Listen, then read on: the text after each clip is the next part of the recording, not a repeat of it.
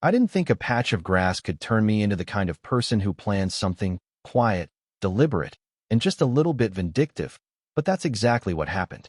It started small, the way most problems do, just a couple of cars cutting across my lawn like it didn't belong to anyone, like it was just empty space between where they were and where they wanted to be. And for a while, I let it go, because you tell yourself it's not worth the trouble, right? You tell yourself people will stop once they realize someone actually lives there. But they didn't stop. They got comfortable.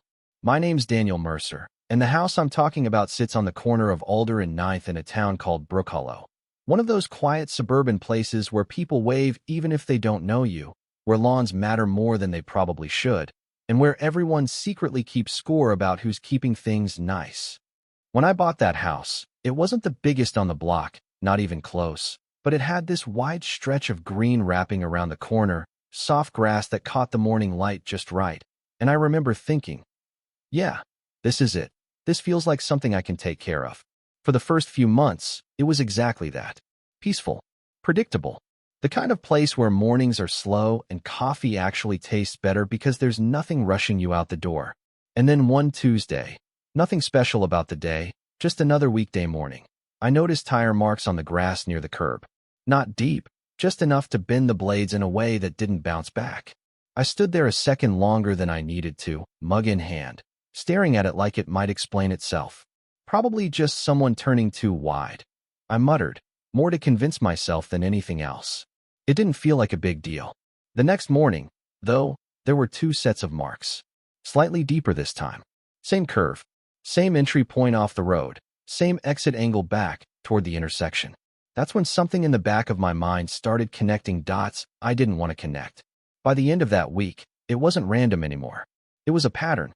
Every morning, right around 8:10, just as traffic started building up on Alder where the light always took a little too long, one car would peel off the road, cut across my lawn in a smooth arc, and slip back on a Ninth ahead of everyone else waiting. And once one person did it, others followed. Not immediately, not all at once, but enough that you could see the idea spreading, like someone had quietly redrawn the map and everyone agreed to pretend it had always been that way. I remember standing by the window one morning, watching it happen in real time. A gray sedan rolled up, paused just enough to check for oncoming traffic, then dipped off the asphalt and onto my grass like it was nothing. The suspension dipped slightly as the wheels hit softer ground, and then it just glided across, leaving a faint trail behind. No hesitation. No guilt, just efficiency. Unbelievable, I said under my breath. That afternoon, I mentioned it to my neighbor, Carl Henderson, who was out front trimming his hedges like he always did, precise, methodical, the kind of guy who measures things twice even when nobody's watching. Hey Carl, you ever notice people cutting across my yard in the mornings? I asked, trying to keep it casual.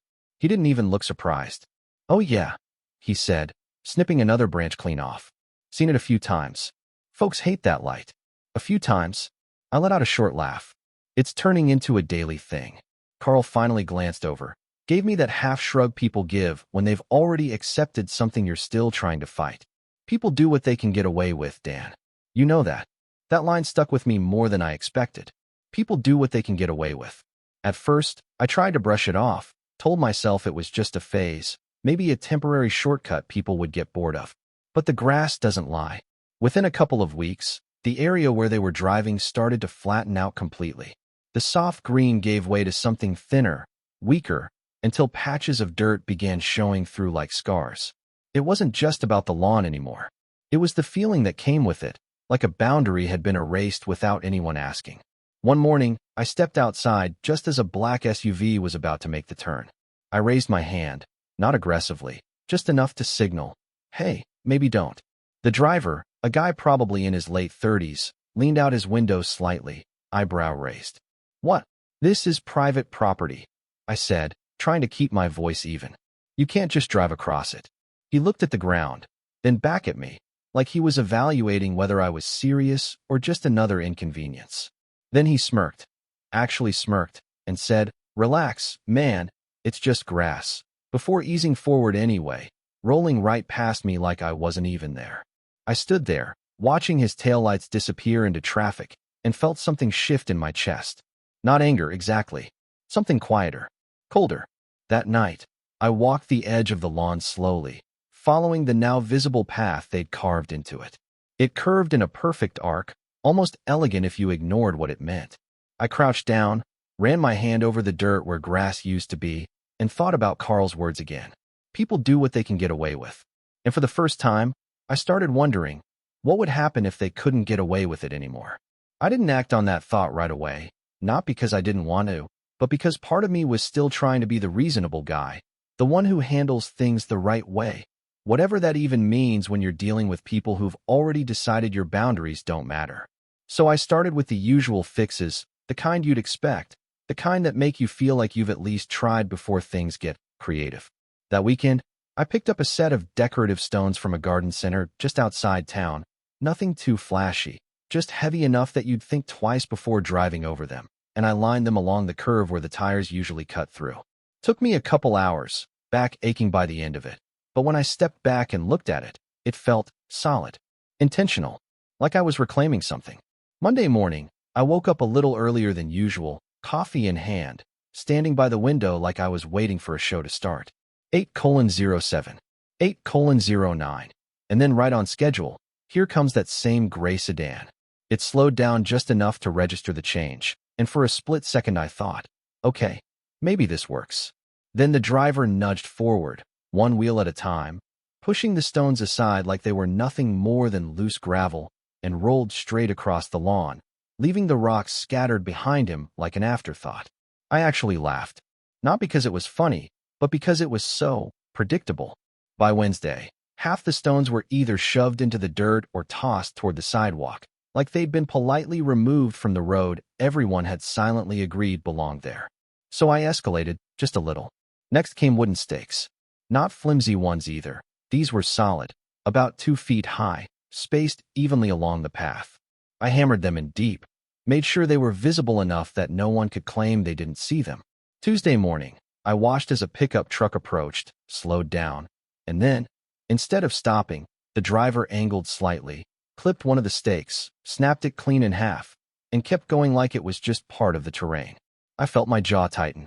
That afternoon, I replaced the broken ones, drove them deeper this time, harder, like somehow putting more force into it would translate into more respect. It didn't. Within days, they were either bent, broken, or just gone entirely. That's when I tried the sign.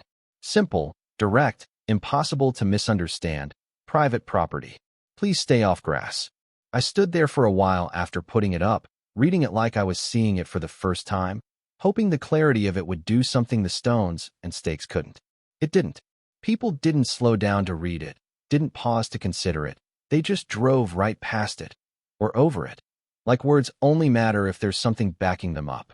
And that was the moment it really clicked. It was never about awareness. They knew exactly what they were doing.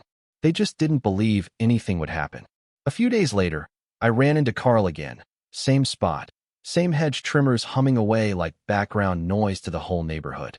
"You look like you're losing a war," he said, not unkindly, just observant. "Feels like it," I admitted. "I've tried everything short of building a fence, and even then I'm not sure that'd stop them." Carl nodded slowly, then turned off the trimmer, giving me his full attention. "Fences tell people where the line is," he said. "But they also tell people exactly what they need to get around." I frowned. "So what? Just let them keep doing it." He shook his head. "No. You make it so the line doesn't need to be seen." I stared at him for a second. What does that even mean? He just gave a small smile, the kind that suggests he's said enough. "You'll figure it out." That night, I couldn't stop thinking about it. Make it so the line doesn't need to be seen. I went out to the yard after dark, no street noise, no cars, just the quiet hum of the neighborhood settling in. I walked that same worn path again, heel to toe, following the curve like I had a dozen times before, but this time I wasn't looking at what was there. I was thinking about what could be there. Not something obvious. Not something they could move, or break, or ignore. Something that would change the outcome the moment they tried.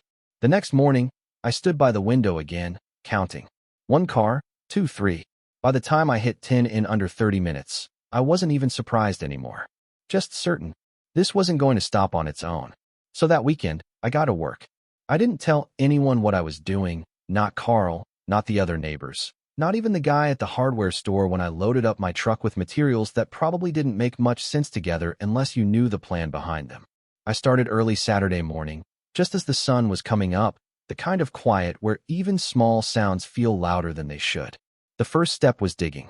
Not a trench you'd notice, nothing dramatic, just a narrow line beneath the surface, following the exact curve those cars had carved over the past few weeks.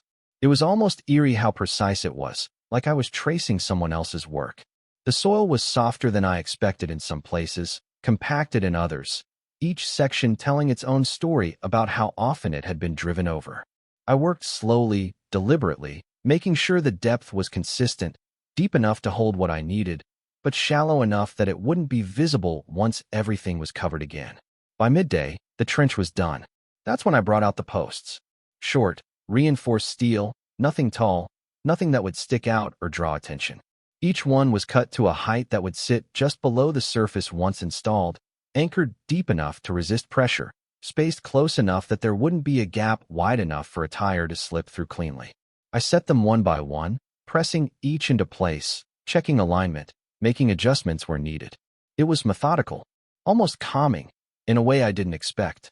There's something about building a solution with your hands that quiets the noise in your head. By late afternoon, everything was in place.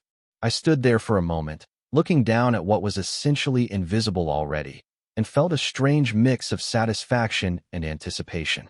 Then came the part that made it disappear. I filled the trench back in carefully, packing the soil down just enough to keep everything stable without leaving any obvious signs of disturbance. After that, I rolled out fresh sod, piece by piece, aligning it with the existing grass so it blended seamlessly. By the time I was done, you couldn't tell anything had been touched. It looked exactly the way it had before all of this started, maybe even better. That night, I sat on the porch longer than usual, just looking at the lawn, replaying the plan in my head, wondering if it would actually work the way I thought it would. Not to damage anything, that was never the point. Just to introduce resistance. Enough to make someone pause. Enough to make them think. Monday morning came faster than I expected. 8:08. 8:09. And then, like clockwork, the first car appeared. Same gray sedan. Same approach. Same confidence. I leaned slightly closer to the window, not even realizing I was holding my breath as the front wheels dipped off the pavement and onto the grass, following that familiar arc. And then, it stopped. Not abruptly. Not violently. Just stopped. Like the ground had quietly decided it wasn't going to cooperate anymore. The driver hesitated. You could see it in the slight tilt of the car, the pause that stretched just a second longer than it should have. Then slowly, almost cautiously, the car rolled back, returned to the road, and merged into traffic like nothing had happened. I let out a breath I didn't realize I'd been holding. Okay, I whispered. Okay. But I knew one car didn't mean anything yet. The real test was what came next. The second car came less than a minute later, a white crossover this time, a little more cautious on the approach, like the driver had just seen something not quite right, but couldn't explain it. It slowed near the edge of the pavement, hesitated, just barely, then eased forward anyway, committing to the same shortcut that had worked every other day before. And just like the first one, it stopped. No loud noise, no crunch, no visible obstacle. Just that same quiet resistance, like the ground itself had decided, not today. The driver leaned forward over the wheel. You could almost feel the confusion through the glass. They tried inching ahead, just a little, testing it, like maybe it was soft soil or a rut they could power through, but the car didn't budge the way they expected. Not stuck, just unwilling. After a couple seconds, they backed up, pulled back onto the road, and merged into the line like everyone else. That's when I knew it wasn't a fluke. By the third car, something had already started to shift. A dark blue sedan rolled up, slowed earlier than the others had, stopped right at the edge of the pavement, like the driver was replaying what they'd just seen the two cars before them do. They crept forward, just enough for the front tires to touch the grass, then paused.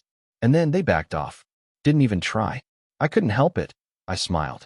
Not a big, triumphant grin, nothing dramatic.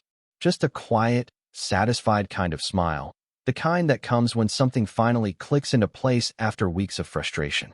Over the next few days, I kept watching. Not obsessively. Okay, maybe a little obsessively, but it was hard not to.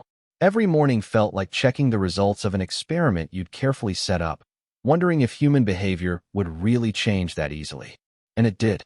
At first, people still approached the corner with that same old instinct, drifting slightly toward the edge like muscle memory was trying to take over. But then they'd slow down. You could see it, that tiny moment of doubt, the hesitation that hadn't been there before.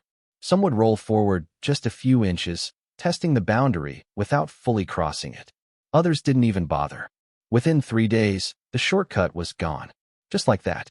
No announcements. No arguments. No confrontations in the street. The pattern that had taken weeks to form unraveled in less than half that time, quietly, almost politely, like it had never really belonged there in the first place. The line of traffic at the light grew longer again, back to what it had always been, cars idling, drivers waiting their turn, following the rules they'd been so quick to ignore when there was an easier option. And my lawn started to heal. At first, it was subtle. The dirt patches softened as the new sod settled in, the edges blending together until the scar that had once cut across the grass became harder to trace.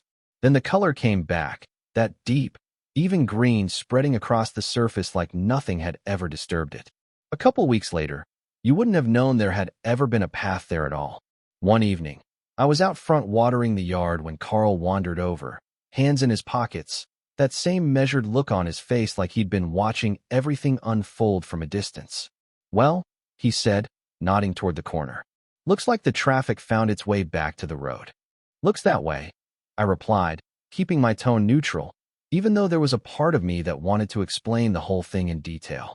He studied the grass for a moment, then glanced at me. "You didn't put up a fence?" "Nope. No new signs. Didn't need to." Carl let out a small chuckle, shaking his head slightly. "So what did you do?" I paused, letting the question hang there just long enough. "I didn't block the path," I said finally. "I just made it so the ground stopped agreeing with them."